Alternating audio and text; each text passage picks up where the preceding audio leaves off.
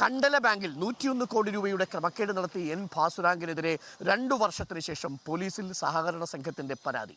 സഹകരണ സംഘം ജോയിന്റ് രജിസ്ട്രാറുടെ പരാതിയിൽ മാറനല്ലൂർ പോലീസ് കേസെടുത്തു. ക്രിമിനൽ ഗൂഢാലോചനയടക്കം ജാമ്യം ലഭിക്കാത്ത വകുപ്പുകളാണ് ഭാസുരാങ്കിനെതിരെ ചുമത്തിയിരിക്കുന്നത്.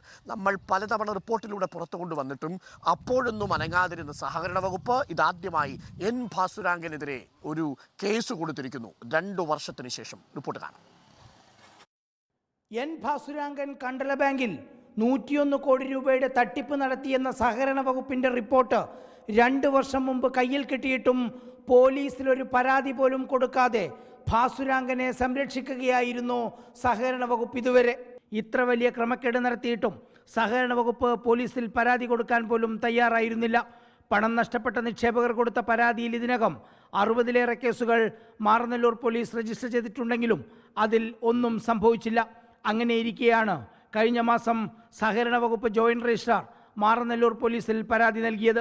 പോലീസ് എടുത്ത എഫ്ഐആറിൻ്റെ ഉള്ളടക്കം ഇങ്ങനെയാണ്. ഭാസുരാങ്കൻ്റെ നേതൃത്വത്തിലുള്ള ഭരണസമിതി നിക്ഷേപകരെ ചതിച്ച് 2005 മുതൽ കുറ്റകരമായ ഗൂഢാലോചന നടത്തി അഴിമതി നടത്തി. അനുമതിയില്ലാതെ 21 ജീവനക്കാരെ നിയമിച്ചു. അനുമതി വാങ്ങാതെ നിർമ്മാണ പ്രവൃത്തികൾ നടത്തി. നിയമവിരുദ്ധമായി വായ്പകൾ നൽകി. നിക്ഷേപങ്ങൾക്ക് അനധികൃതമായി പലിശ നൽകി. നിയമവിരുദ്ധമായി ബാങ്ക് ശാഖ മാറ്റി സ്ഥാപിച്ചു. തെളിവുകൾ നശിപ്പിച്ചു.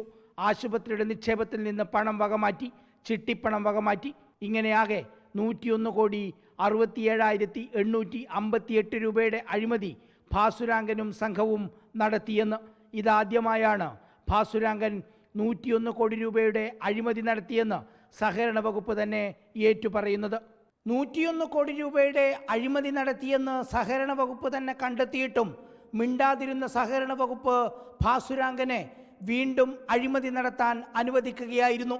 ഒരുപക്ഷെ ED വന്നില്ലായിരുന്നുവെങ്കിൽ ഇന്നും ഭാസുരാങ്കൻ സുഗമമായി നമ്മുടെ നാട്ടിൽ വിലസിയേനെ. Reporter TV Prasad, in Reporter, Thiruvananthapuram. Okay, TV Prasad നമുക്കൊപ്പം ചേരുന്നുണ്ട്. TV പ്രസാദ്, 2 വർഷമായി ഭാസുരാങ്കനെതിരെ ഈ സഹകരണ സംഘം പോലീസിൽ കേസ് കൊടുക്കാൻ വൈകിട്ട് വലിയ കേസുകൾ ഉണ്ടായിട്ടും വലിയ തട്ടിപ്പുകൾ ഉണ്ടായിട്ടും ഈ സഹകരണ വകുപ്പ് അമാന്തിച്ചത് എന്തുകൊണ്ടാണെന്ന് നമുക്കറിയാം. പക്ഷേ ഇപ്പോൾ ഏറ്റവും ഒടുവിൽ നിൽക്കക്കള്ളിയില്ലാത്ത സാഹചര്യത്തിലാണോ സഹകരണ വകുപ്പ് പോലീസിൽ കേസ് കൊടുത്തിരിക്കുന്നത്?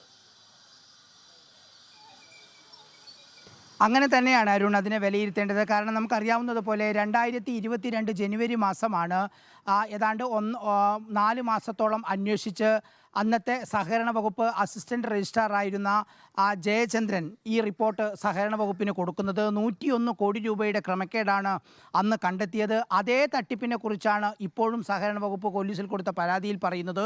അന്ന് 2022 ജനുവരിയിൽ റിപ്പോർട്ട് കിട്ടിയിട്ടും അതിനെക്കുറിച്ച് ഒരക്ഷരം മിണ്ടാതിരുന്ന സഹകരണ വകുപ്പാണ് പിന്നീട് ഭാസുരാങ്കൻ അവിടെ തുടരാനുള്ള അനുമതി കൂടി ഉണ്ടാക്കിയത് എന്നുള്ളതാണ്. അതായത് 2022 ജനുവരിയിൽ റിപ്പോർട്ട് കിട്ടിയിട്ടും 2023 അവസാനത്തോടു കൂടിയാണ് ഭാസുരാങ്കൻ അവിടെ നിന്ന് രാജിവെക്കേണ്ടി വന്നത്.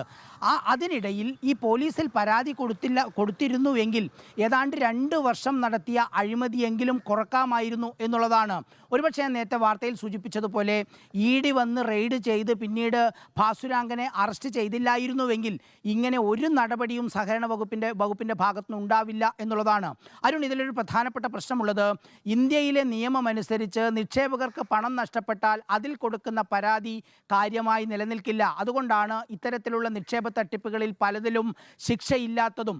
നേരെ മറിച്ച് സഹകരണ രജിസ്ട്രാർ ഒരു പരാതി ഒരു ബാങ്കിൻ്റെ പ്രസിഡന്റിനെതിരെ കൊടുക്കുകയാണെങ്കിൽ അത് ഏറ്റവും പ്രസക്തമാണ്. കാരണം നിയമവിരുദ്ധമായി കാര്യങ്ങൾ ചെയ്തു എന്ന് പറയേണ്ട ആൾ സഹകരണ വകുപ്പാണ്, സഹകരണ സംഘമാണ്.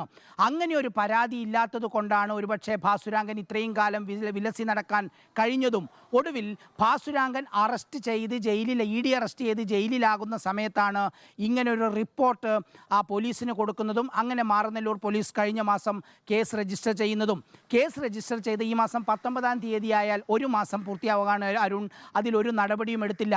ഇതിലൊരു പ്രധാനപ്പെട്ട കാര്യമുള്ളത് 101 കോടി രൂപയുടെ അഴിമതി നടത്തി എന്നുള്ളതാണ് സഹകരണ വകുപ്പ് കൊടുത്ത പരാതിയിൽ പറയുന്നത്. അതിൻ്റെ അടിസ്ഥാനത്തിലാണ് ഇപ്പോൾ FIR തയ്യാറാക്കിയിട്ടുള്ളതും. ക്രിമിനൽ ഗൂഢാലോചന അടക്കമുള്ള ജാമ്യമില്ലാത്ത വകുപ്പുകളാണ് ഭാസുരാങ്കനെതിരെ ചുമത്തിയിരിക്കുന്നത്.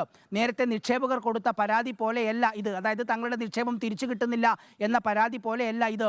സംസ്ഥാനത്തെ ഏറ്റവും പ്രധാനപ്പെട്ട ഒരു സഹകരണ സംഘത്തിലെ നിക്ഷേപകരെ വഞ്ചിച്ചും ചതിച്ചും കൊണ്ട് പണാപഹരണം നടത്തി എന്ന പരാതി തീർച്ചയായും നിയമത്തിൻ്റെ മുന്നിൽ ഏറെ പ്രാധാന്യമുള്ളതാണ്. 5 കോടിക്ക് മുകളിലുള്ള കേസായതുകൊണ്ട് ലോക്കൽ പോലീസിന് ഇത് അന്വേഷിക്കാനും കഴിയില്ല. സ്വാഭാവികമായും നിലവിൽ കേസ് അന്വേഷിക്കുന്ന ക്രൈംബ്രാഞ്ചിലേക്ക് ഇത് കൊടുക്കേണ്ടതായും വരും. അങ്ങനെയെങ്കിൽ ഭാസുരാങ്കനെ സംബന്ധിച്ച് ഏറ്റവും പ്രധാനപ്പെട്ട കുരുക്ക് മുറുകുന്ന ഒരു കേസായി മാറാൻ പോകുന്നത് സഹകരണ വകുപ്പിൻ്റെ ജോയിൻറ്റ് രജിസ്ട്രാർ കഴിഞ്ഞ മാസം കൊടുത്തതിനെ തുടർന്ന് രജിസ്റ്റർ ചെയ്ത ഈ കേസായിരിക്കും എന്നുള്ളതാണ്.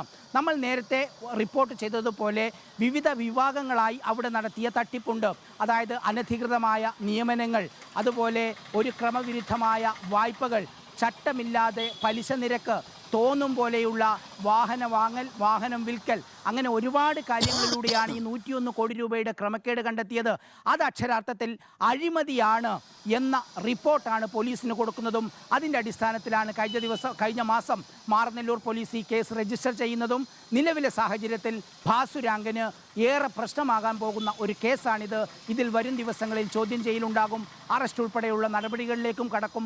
സഹകരണ സംഘം, സഹകരണ രജിസ്ട്രാർ ഒരു കാരണവശാലും ഇത് ഇത്രയേറെ വൈകിപ്പിക്കാൻ പാടില്ല എന്നുള്ളതായിരുന്നു അരുൺ ഇതിലെ ഏറ്റവും പ്രധാനപ്പെട്ട കാര്യം.